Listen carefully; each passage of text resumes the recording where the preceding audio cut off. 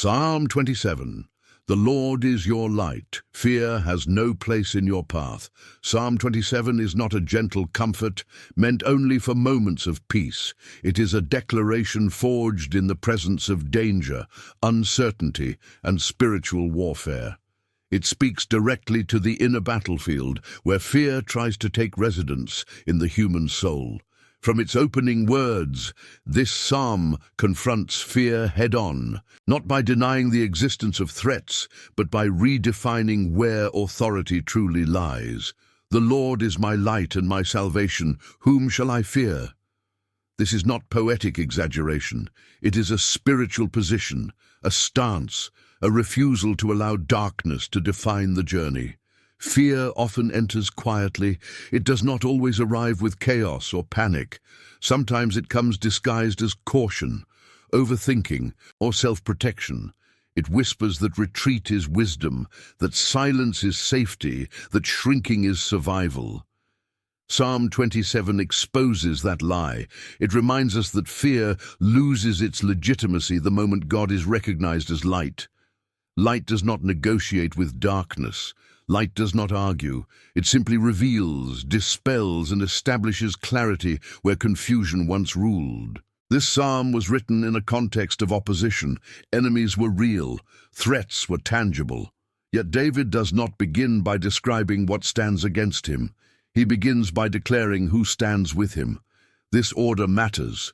Fear grows when attention is misplaced. Faith strengthens when perspective is corrected. Psalm 27 is about learning to see before learning to fight, to stand before attempting to move, and to dwell before attempting to conquer. Throughout this message, we will explore how Psalm 27 dismantles fear at its roots. Not surface-level fear, but the deep, persistent fear that tries to shape identity, decisions, and destiny. This psalm teaches that fear has no rightful claim over a life anchored in divine presence. When the Lord is your light, fear loses direction. When the Lord is your salvation, fear loses authority. When the Lord is the stronghold of your life, fear loses access.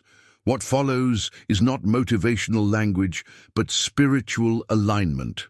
Psalm 27 is an invitation to walk a path where fear is no longer the guide, no longer the voice, no longer the measure of what is possible. It is a call to remain steady when circumstances shake, to seek God's presence above all else, and to trust that clarity comes before victory. The Lord as your light, how divine illumination dissolves. Fear at its source. Fear thrives in darkness. This is not merely symbolic language, it is a spiritual reality. Darkness represents the absence of understanding, the distortion of perception, and the uncertainty that allows imagination to overpower truth. When Psalm 27 declares, "The Lord is my light," it establishes the foundation upon which fear collapses. Light does not remove obstacles by force. It removes them by revelation. Many fears persist, not because danger is unavoidable, but because clarity has not yet arrived. Light reveals what fear hides. Fear exaggerates threats, invents outcomes, and projects loss where none has yet occurred. Divine light exposes what is real and what is imagined. It shows the limits of the enemy, the boundaries of danger, and the presence of God within the situation. When the Lord becomes your light, you stop reacting to shadows. You begin responding to truth. Spiritual light also reorders priorities. Fear often convinces the mind that safety is found in control, avoidance, or withdrawal. But light redirects focus toward trust, obedience, and presence. Psalm 27 does not say the Lord removes all threats. It says the Lord illuminates the path despite them.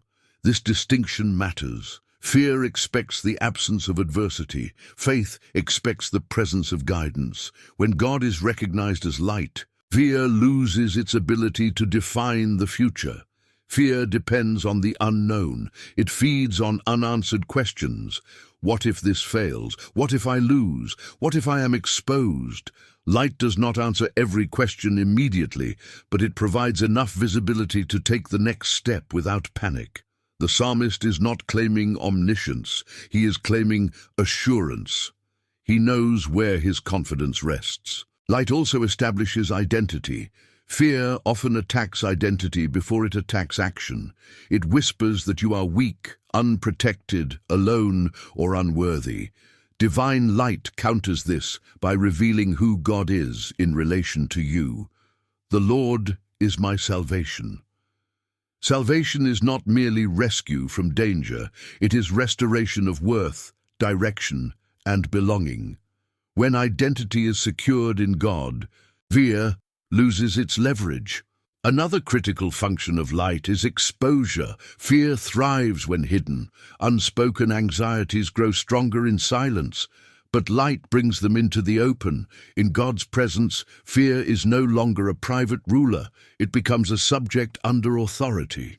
Psalm 27 shows a man who does not deny fear's existence, but refuses to let it govern his inner world. Light also shapes courage. Courage is not the absence of fear, it is the refusal to obey it. Divine light empowers discernment.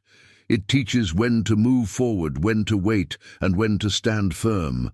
Fear rushes decisions. Light invites patience. Fear demands immediate relief. Light promises long-term stability. This is why the psalmist can confidently ask, "Whom shall I fear?" It is not arrogance, it is alignment.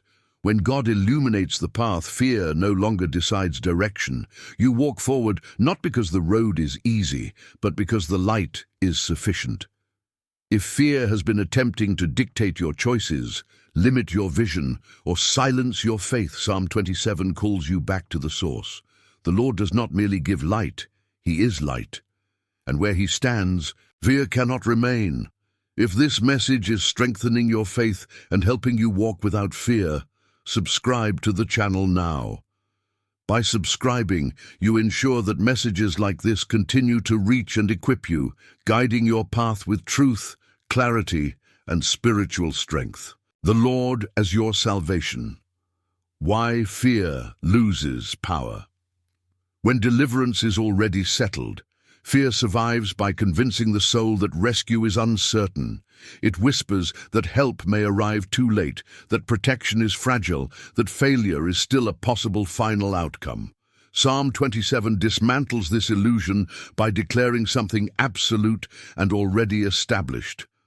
The Lord is my salvation, not will be, not might become, is. This single statement shifts fear from the future into irrelevance, because salvation, in biblical understanding, is not a momentary escape, but a permanent state of divine covering.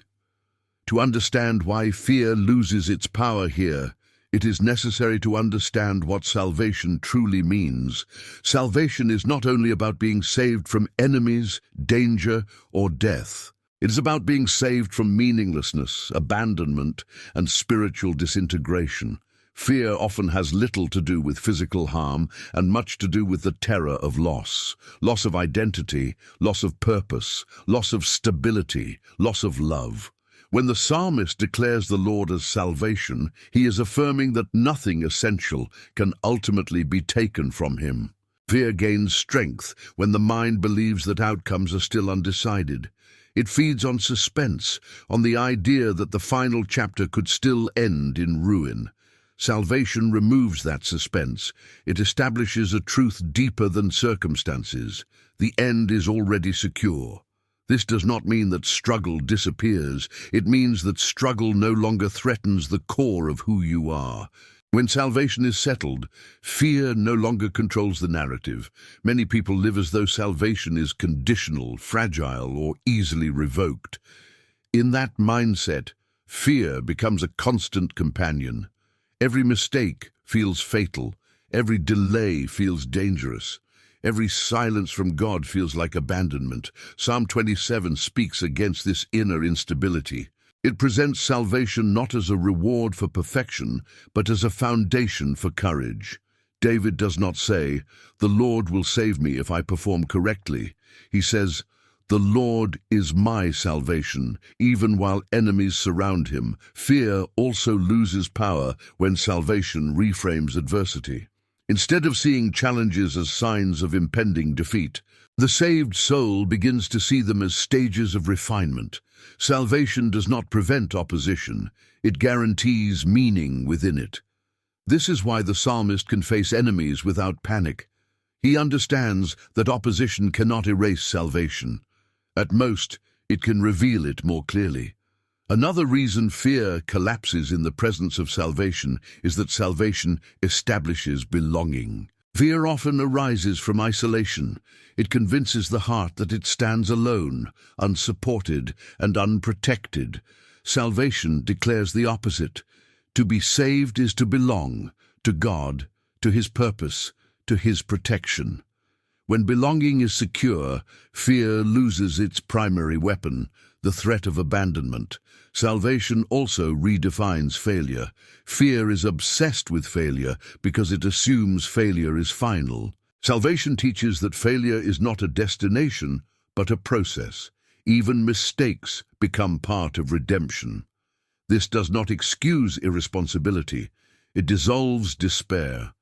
When salvation governs the heart, fear cannot convince the soul that one wrong step has ruined everything. Psalm 27 also reveals that salvation is not passive, it is active presence. The Lord does not save from a distance. He saves from within. His salvation operates in the inner world before it manifests externally. This is why fear often intensifies when people wait for visible signs of deliverance. They look outward for confirmation while ignoring the inward reality that salvation has already begun its work. Fear demands proof before peace. Salvation grants peace before proof. This reversal is deeply unsettling to the fearful mind, but deeply stabilizing to the faithful soul. When peace precedes resolution, fear has no leverage. It can no longer use uncertainty as a weapon. Salvation also changes the relationship with time. Fear is impatient. It insists that delay equals danger. Salvation teaches endurance. It trusts that timing is not absence, and waiting is not neglect. In Psalm 27, David later says he will wait on the Lord. This waiting is not anxious delay, it is confident expectation rooted in salvation already received. Another crucial aspect is that salvation silences internal accusations. Fear often partners with guilt and shame, replaying past failures as evidence that disaster is deserved. Salvation interrupts this cycle.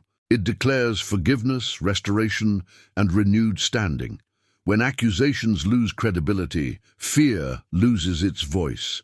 Fear also diminishes when salvation reframes death itself. Many fears, when traced deeply enough, lead back to the fear of death, physical, emotional, or spiritual. Salvation confronts this ultimate fear by declaring that life does not end where the body fails. The saved soul understands that even death cannot undo what God has secured. Psalm 27 does not ignore the reality of enemies, but it refuses to grant them final authority. Salvation places God, not danger, at the center of interpretation. This is why the psalmist can ask, "Whom shall I fear?" Fear becomes illogical not because threats vanish, but because salvation outweighs them. When the Lord is your salvation, fear no longer dictates decisions. You no longer choose based solely on self-preservation. You begin choosing based on obedience, truth, and purpose. This shift often feels risky to the fearful mind, but it is deeply liberating to the saved soul. Salvation provides a safety deeper than comfort. It is also important to recognize that salvation does not remove responsibility, it removes desperation. You still act wisely, plan carefully, and remain vigilant. But your actions are no longer driven by panic. They are guided by trust. Fear scrambles judgment. Salvation stabilizes it. Another way salvation weakens fear is by restoring spiritual memory. Fear is forgetful. It erases past victories and exaggerates present threats. Salvation reminds the soul of what God has already done. David's confidence in Psalm 27 is not abstract optimism. It is rooted in remembered deliverance. Salvation keeps memory alive, and memory strengthens courage. Salvation also exposes false refuges. Fear pushes people towards substitutes, control, approval, wealth, distraction. These offer temporary relief, but deepen long-term anxiety. When salvation is embraced, these false refuges lose their appeal. The soul no longer needs to hide where it does not belong. Fear cannot survive where salvation is trusted, because salvation redefines safety. Safety is no longer the absence of danger, it is the presence of God. This distinction changes everything. It allows the believer to walk through uncertainty without losing inner stability. Psalm 27 ultimately teaches that fear is not defeated by denial, distraction, or force, but by assurance. Salvation provides that assurance at the deepest level. It answers fear's most aggressive question, what if everything falls apart? With a quiet but unshakable truth. Even then, God remains. If fear has been ruling your inner life through uncertainty, doubt, or anticipation of loss, Psalm 27 calls you back to what is already settled. The Lord is your salvation. Not someday, not conditionally, now. If this teaching is strengthening your faith and helping you walk without fear, subscribe to the channel. By subscribing, you allow these messages to continue guiding you, grounding you in truth, and reminding you that your salvation is secure no matter what you face. The Lord as the stronghold of your life. How fear collapses. When security is rooted in God, not circumstances. Fear survives wherever security is unstable. It feeds on the belief that protection can be lost, that safety is temporary, and that stability depends on fragile conditions. Psalm 27 confronts this illusion directly by declaring, "The Lord is the stronghold of my life." This is not a metaphor meant to inspire imagination. It is a spiritual truth meant to restructure where confidence lives. A stronghold is not decoration. It is defense. It is the place of last refuge when everything else fails. When God becomes the stronghold, fear loses its final argument. Fear constantly asks the same question in different forms. What happens if this collapses? What happens if you lose control? What happens if what protects you today disappears tomorrow? The declaration of God as stronghold answers all of these questions at once. It removes security from circumstances and places it in permanence. Circumstances change, God does not. Fear thrives on change. Faith rests on consistency. Many people unknowingly build their sense of safety on unstable foundations. Health, finances, relationships, reputation, routines, plans. None of these are wrong, but none of them are strongholds. They are resources, not refuges. When fear attaches itself to these things, it grows stronger with every sign of instability. Psalm 27 exposes the danger of misplaced security and redirects the soul to what cannot be shaken. A stronghold is not a hiding place for cowardice. It is a position of strength. In ancient times, a stronghold was where people regrouped, assessed the battlefield, and prepared to move forward again. It was not retreat for surrender, but withdrawal for renewal. When God is the stronghold, fear no longer pushes the soul into isolation or paralysis.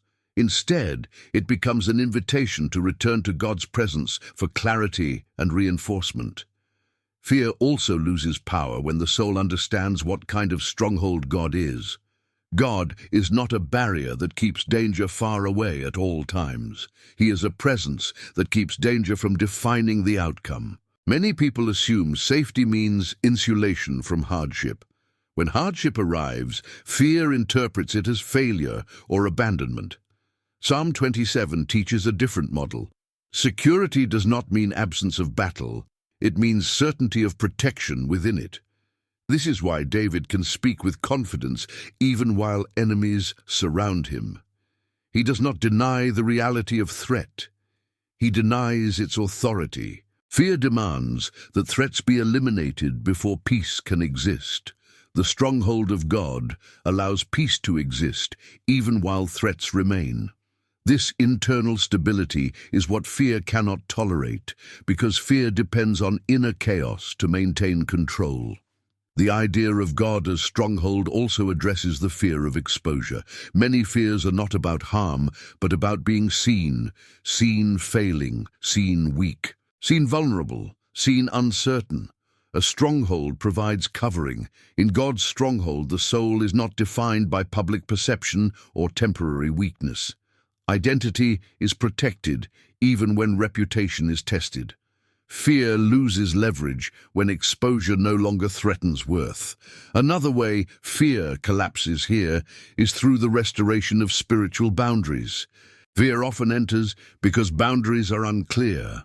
The soul absorbs responsibility it was never meant to carry, control it was never meant to exercise, and outcomes it was never meant to determine. When God becomes the stronghold, boundaries are restored.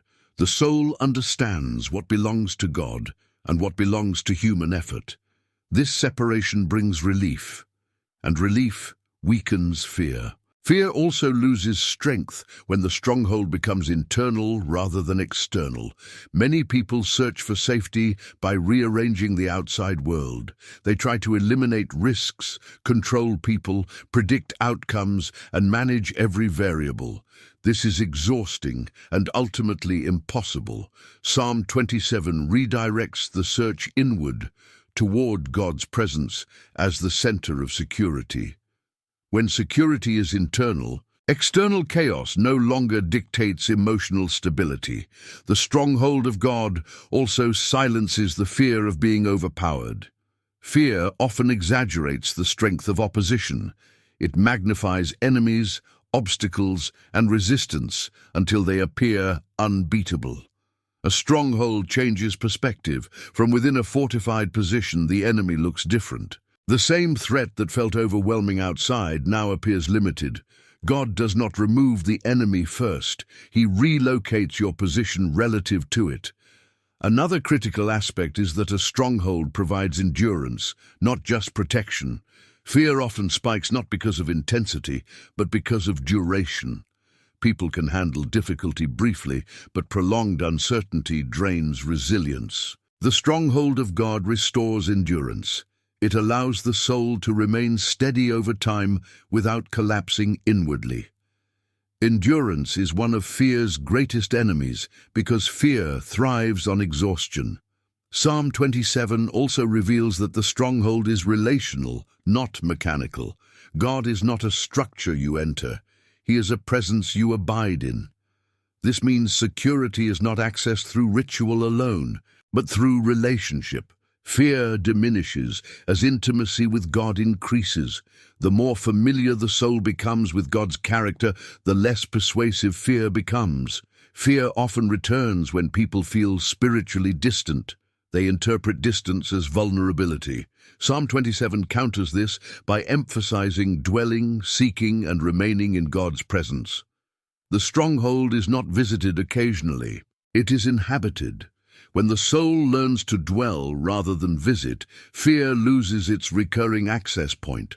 Another reason fear collapses here is that the stronghold of God reframes power. Fear respects power. It submits to whatever appears strongest. When God is acknowledged as the ultimate power, fear has no rival to appeal to. It can no longer argue that danger is stronger than protection, or that loss is stronger than preservation. Power is redefined and fear is displaced. The stronghold also addresses fear rooted in past trauma. Many fears are not about current threats, but unresolved memories. Past harm convinces the mind that danger is inevitable. A stronghold does not erase memory, but it reinterprets it. From within God's protection, past trauma loses its predictive authority. The past no longer dictates the future. Fear also weakens when the soul understands that a stronghold is not built by human effort. You do not construct God's protection through performance, you receive it through trust. This removes the fear of inadequacy. You are not safe because you are strong enough, faithful enough, or wise enough. You are safe because God is sufficient. Fear collapses when safety is no longer earned. Psalm 27 ultimately teaches that fear is not defeated by courage alone, but by placement. Where you stand determines what you fear. When you stand in God, fear stands outside. It may shout, threaten, and accuse, but it cannot cross the boundary of divine protection. If fear has been convincing you that your security depends on fragile things, Psalm 27 calls you to relocate your confidence. The Lord is the stronghold of your life, not a temporary shelter, not an emergency option, a permanent defense.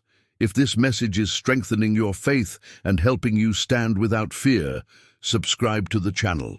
By subscribing, you ensure that teachings like this continue to anchor you in truth, restore your inner stability, and remind you where your real security is found. Seeking the presence of the Lord, why fear cannot survive.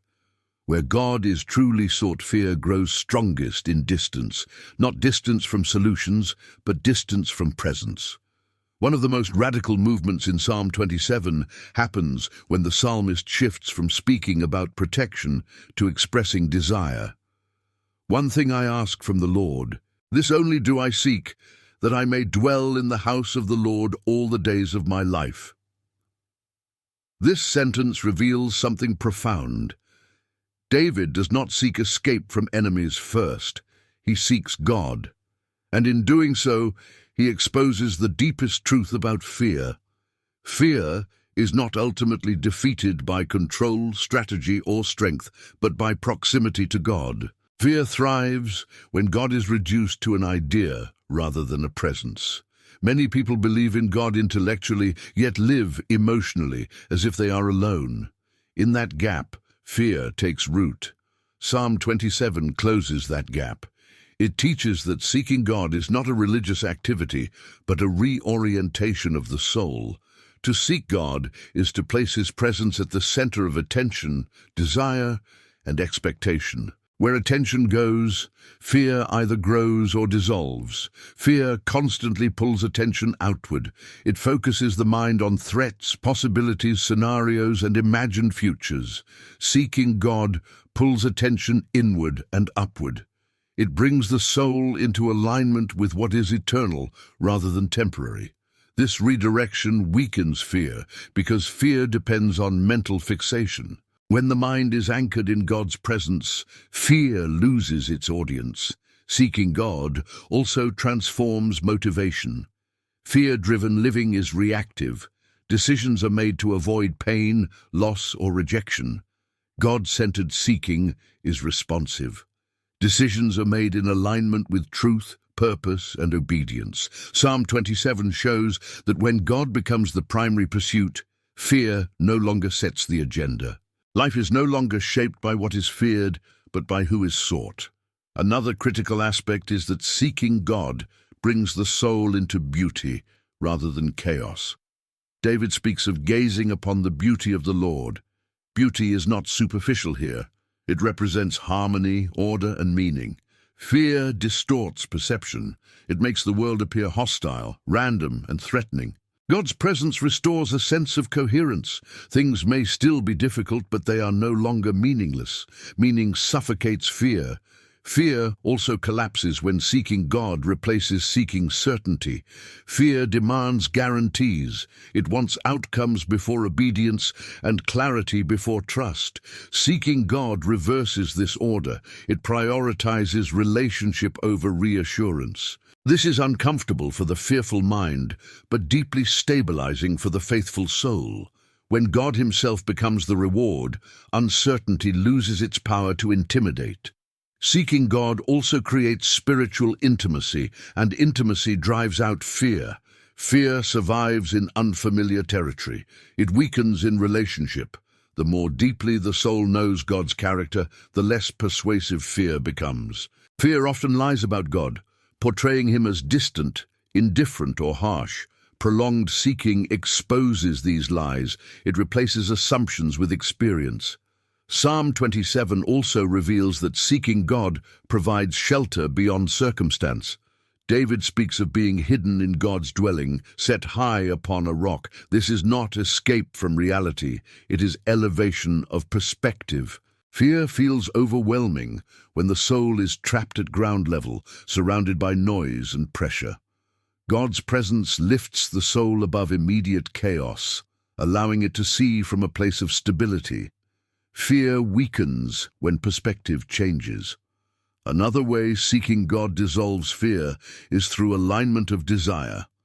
Fear often intensifies when desires are scattered, wanting safety, approval, success, control, and comfort all at once.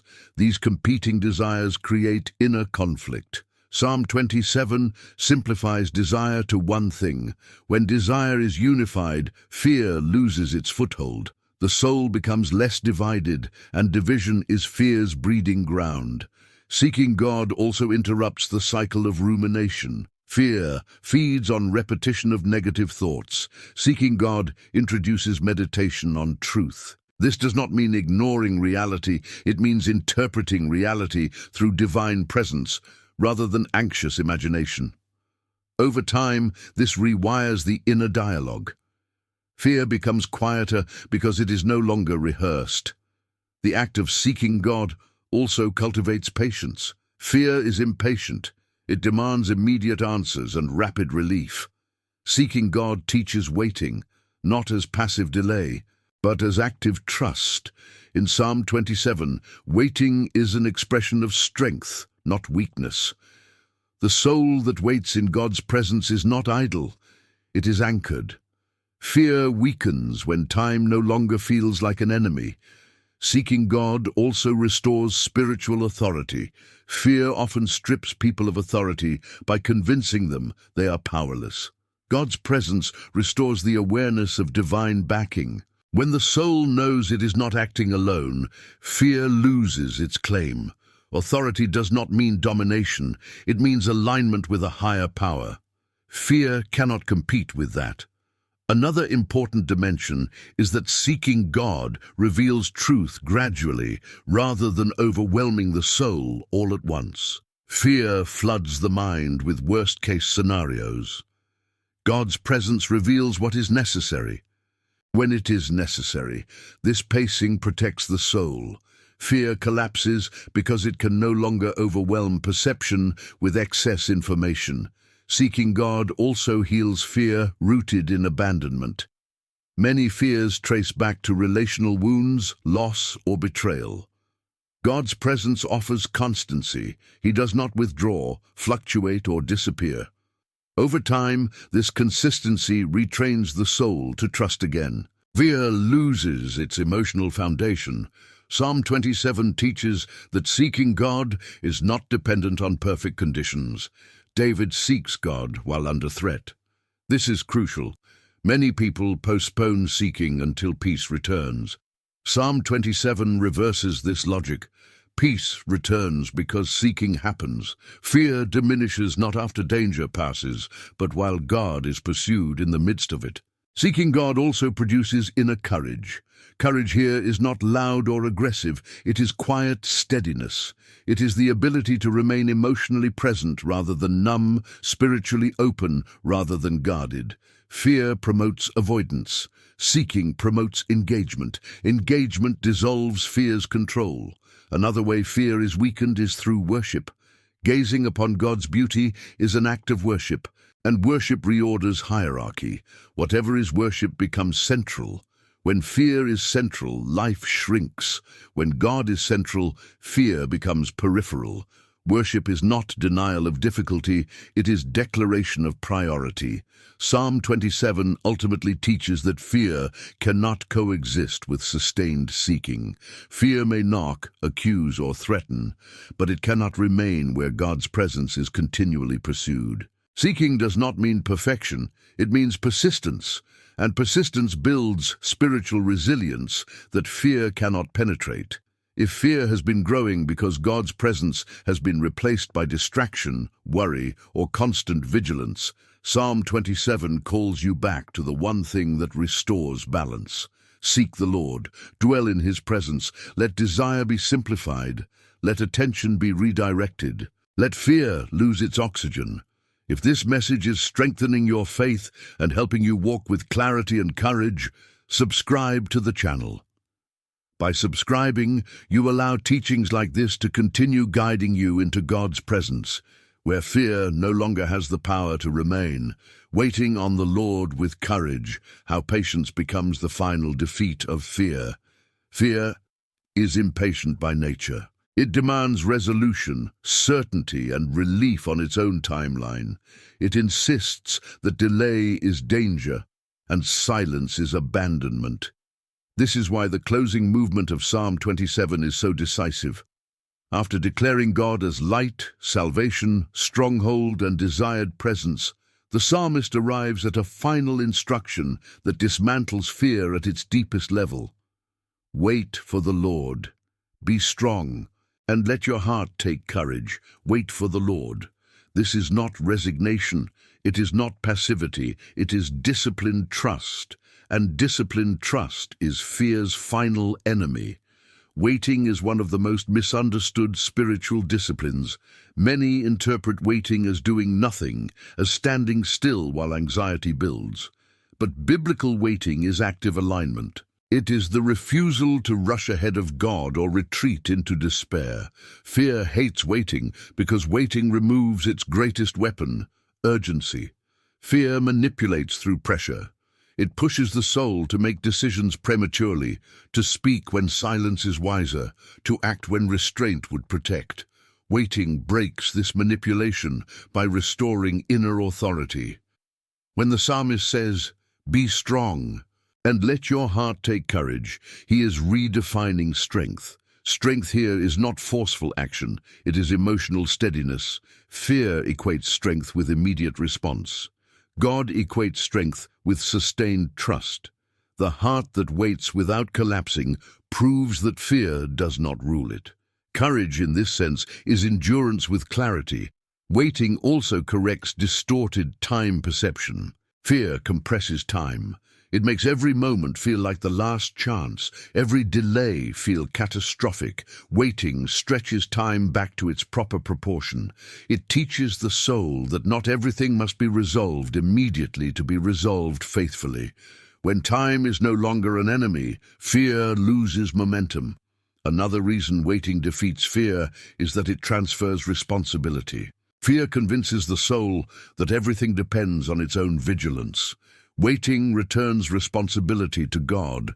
This does not remove human participation, it removes human obsession. The soul still listens, discerns, and acts when led, but it no longer believes that panic equals preparedness. Preparedness rooted in trust is far stronger than preparedness rooted in fear. Waiting also exposes what the soul truly trusts. In moments of delay, substitutes reveal themselves. Control, distraction, reassurance-seeking, and self-soothing behaviors surface when waiting feels unbearable. Psalm 27 invites the believer to remain exposed before God during waiting, allowing false supports to fall away. Fear weakens when its substitutes are removed, because it thrives on alternatives to trust. Fear also collapses in waiting, because waiting cultivates memory. During waiting, the soul is forced to remember past faithfulness. Action distracts. Waiting reflects. Reflection brings perspective. Perspective reminds the soul that God has acted before, sustained before, delivered before. Fear thrives on forgetfulness. Waiting restores remembrance. Waiting also disciplines desire. Fear-driven desire wants immediate comfort. God-centered desire wants alignment. As waiting continues, shallow desires lose intensity, and deeper desires gain clarity. This purification weakens fear, because fear feeds on conflicted desire. When desire is clarified, fear has fewer access points. Psalm 27's command to wait is repeated for emphasis. This repetition is intentional. Fear often returns after initial confidence. One declaration is not enough. Posture must be maintained. Waiting is not a one-time decision, but a repeated stance. Each repetition reinforces courage and weakens fear's persistence. Waiting also reshapes expectations. Fear expects collapse. Faith expects God. This does not mean expecting specific outcomes. It means expecting divine involvement. The soul that waits does not imagine worst-case scenarios. It remains open to God's unfolding. Openness suffocates fear because fear depends on closed conclusions. Another powerful aspect of waiting is that it restores emotional regulation. Fear overwhelms emotions, pushing them to extremes. Waiting calms emotional spikes. It slows reactions. It creates space between stimulus and response. In that space, fear loses control. The heart regains command over its inner world. Waiting also develops spiritual maturity. Immature faith demands instant answers. Mature faith remains stable without them. Psalm 27 is not written by someone unfamiliar with delay. It is written by someone who has learned that God's timing is not neglect. Fear loses credibility when maturity reframes delay as development. Waiting on the Lord also confronts the fear of wasted time. Many fear waiting because they believe stillness equals loss. Psalm 27 reveals the opposite. Waiting is not wasted, it is invested. Strength and courage are built during waiting. What fear calls stagnation, God calls preparation. Another way waiting defeats fear is by restoring inner silence. Fear fills silence with noise. Waiting sanctifies silence. In silence, the soul becomes receptive rather than reactive.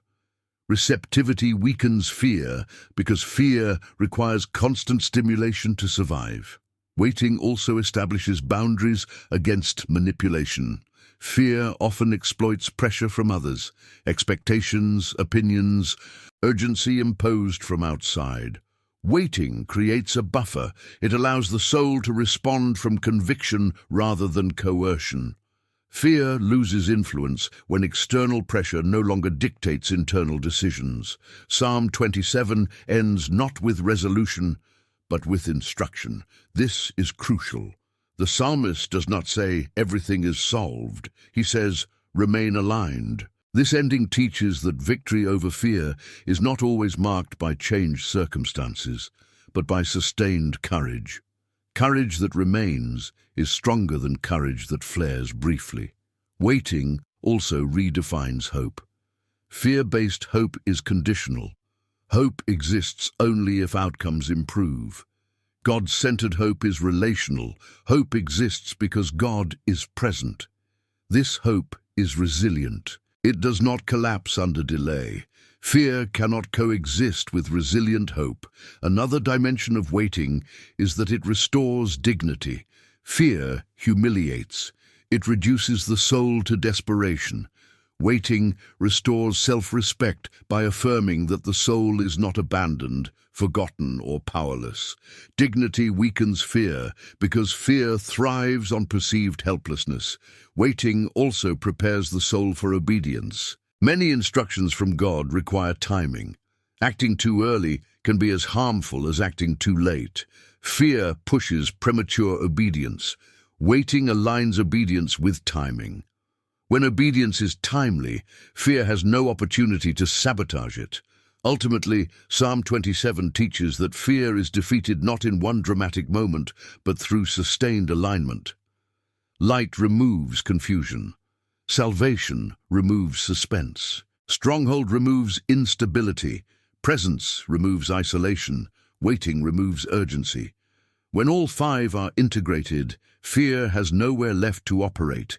If fear has been pressuring you to rush, panic, or assume the worst, Psalm 27 offers a final word. Wait, not in weakness but in strength, not in despair but in courage. Waiting on the Lord is not delay of life, it is protection of the soul. If this teaching has strengthened your faith and helped you stand firm without fear, subscribe to the channel.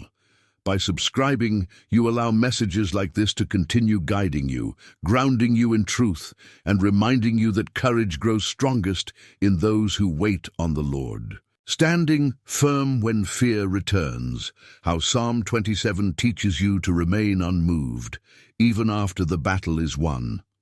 Fear rarely leaves permanently after a single victory.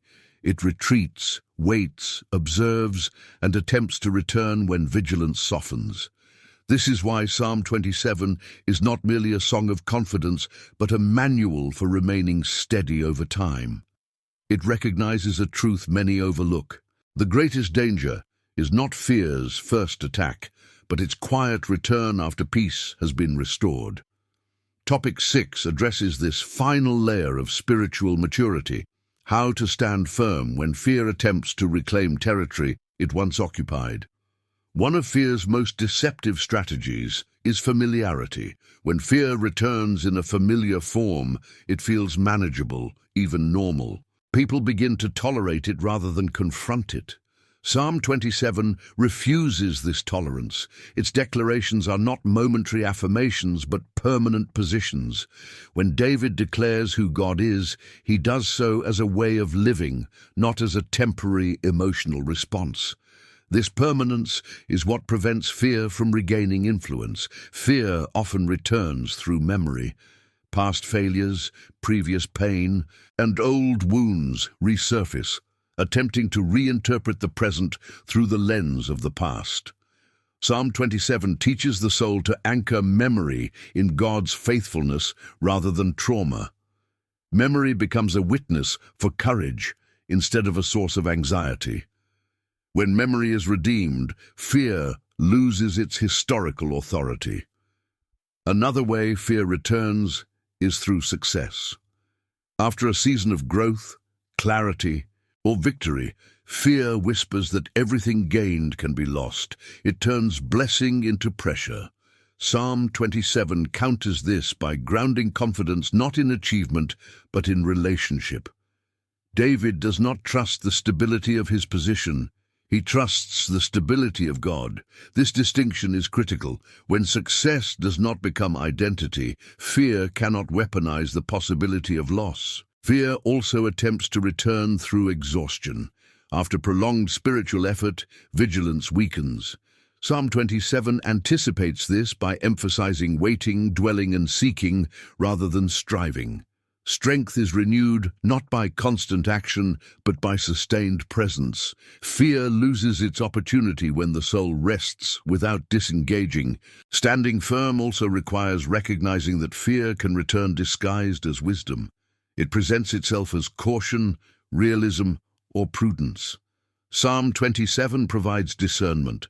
True wisdom is rooted in trust. Fear-based caution is rooted in avoidance. The difference lies in motivation. Wisdom moves forward with clarity. Fear retreats with justification. The psalm teaches the soul to test motivations rather than accept appearances. Another tactic fear uses is isolation. It convinces the soul that strength must be maintained privately, without expression or support. Psalm 27 models vocal declaration. David speaks his confidence aloud. Expression reinforces conviction. Silence often amplifies fear.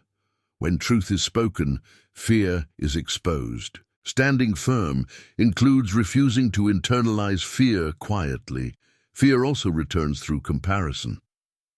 Observing others' paths can create doubt about one's own. Psalm 27 redirects focus inward and upward. It does not compare journeys, it centers presence. When the soul remains anchored in its own calling and relationship with God, fear cannot destabilize it through comparison.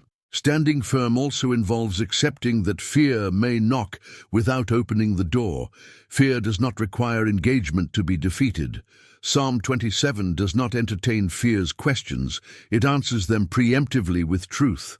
This posture prevents rumination. The soul learns that not every thought deserves attention. Discernment becomes defense. Another dimension of standing firm is consistency. Fear weakens when truth is repeated, practiced, and embodied daily. Psalm 27 is not dramatic, it is steady. Its power lies in repetition. Light, salvation, stronghold, presence, waiting.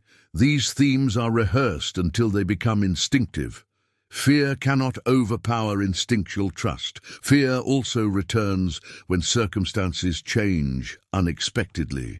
Sudden shifts test whether confidence was situational or foundational. Psalm 27 prepares the soul for change by anchoring confidence in what does not change. God remains light regardless of environment. When this truth is internalized, fear loses adaptability. Standing firm also requires humility. Pride invites fear by tying worth to performance. Psalm 27 keeps the soul humble by centering dependence. Dependence does not weaken strength, it clarifies it. Fear thrives where pride fears exposure. Humility removes that vulnerability. Another important aspect is emotional honesty. Standing firm does not mean denying emotional responses. Psalm 27 includes longing, desire, and vulnerability. Fear weakens when emotions are acknowledged without being obeyed. Suppression strengthens fear, expression weakens it. Fear also attempts to return through distraction. When focus drifts, fear fills the gap. Psalm 27 emphasizes seeking and dwelling. Attention is a spiritual currency. Where attention remains, fear cannot intrude. Standing firm includes guarding focus intentionally. Standing firm also involves patience with oneself. Fear exploits self-criticism. It convinces the soul that progress should be faster, strength should be greater, faith should be flawless. Psalm 27 models patience. Confidence is declared even while the journey continues. Fear loses power when perfection is no longer demanded. Another way fear returns is through unanswered prayers. Delay can be misinterpreted as denial. Psalm 27 reframes waiting as strength. This reframing prevents disappointment from becoming fear. The soul learns to trust process rather than demand immediacy. Standing firm ultimately means refusing to renegotiate settled truths. Fear's power lies in reopening questions that were already answered. Psalm 27 closes negotiation. God is light. God is salvation. God is stronghold. God is desired. God is worth waiting for. These truths are not debated, they are lived. When fear finds no room to renegotiate, it fades. It may appear, but it cannot remain. Standing firm is not aggressive resistance. It is calm immovability. It is the quiet confidence of someone who knows where they stand. Psalm 27 ends not with fear defeated dramatically, but with courage maintained deliberately. This is the highest victory. Fear is not always destroyed. Sometimes it is simply outgrown. If fear has attempted to return after seasons of clarity, peace, or growth, Psalm 27 offers a final lesson. Remain where you are anchored. Do not retreat from truth because discomfort returns. Stand firm. What once threatened you no longer defines you. If this message has strengthened your faith and helped you remain steady even when fear tries to return, subscribe to the channel. By subscribing, you ensure that teachings like this continue supporting your walk, reinforcing your courage, and reminding you that fear has no place in the path of those who stand firm in the Lord.